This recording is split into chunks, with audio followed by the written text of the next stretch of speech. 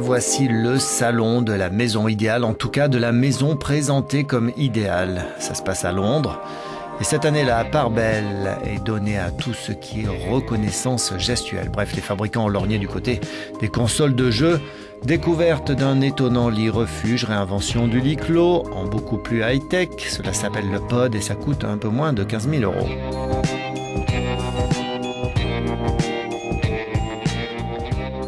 Je pense que les gens vont de plus en plus intégrer la technologie. Et je pense que cette intégration sera de plus en plus bio.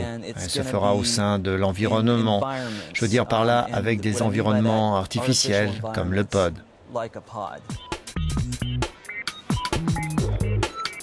Des gadgets à profusion sur ce salon. Des gadgets plus ou moins utiles, censés nous faire gagner du temps.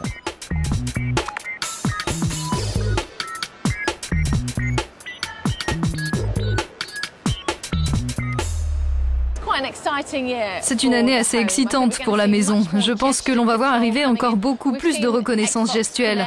On a vu la Xbox Kinect. On peut voir maintenant comment ça fonctionne à une très large échelle. On a la 4G qui pointe le bout de son nez, donc avec des perspectives de téléchargement encore plus importantes. On aura aussi beaucoup plus d'induction dans la cuisine, plus belle et plus intégrée, ce qui pour moi est une bonne chose. Et voici le genre de salle de bain qui va impressionner vos amis. Une salle de bain étanche, c'est le prospectus qui le dit. Disons que ce sont les commandes qui sont étanches et il ne faut plus utiliser de boutons, presque plus.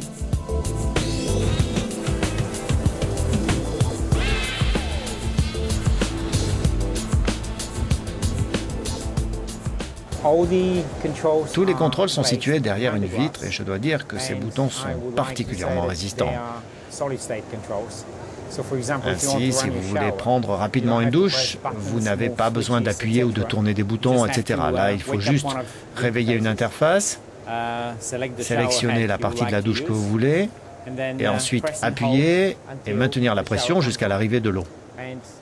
L'eau coulera à la bonne température, à la bonne quantité et d'où vous voulez. On peut ainsi créer de véritables nouvelles expériences.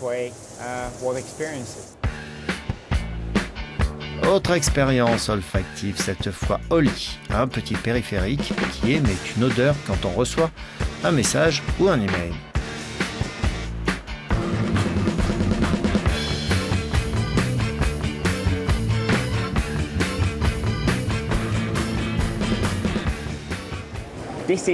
Oli est un robot olfactif fondé sur la sentologie. Il peut produire des odeurs, des parfums à partir d'actions Internet. Par exemple, si vous recevez un tweet, il va commencer à produire un parfum de fraise. Ou si vous recevez un email, vous pouvez le faire sentir l'oignon. C'est juste une nouvelle façon de se connecter et d'interagir avec Internet.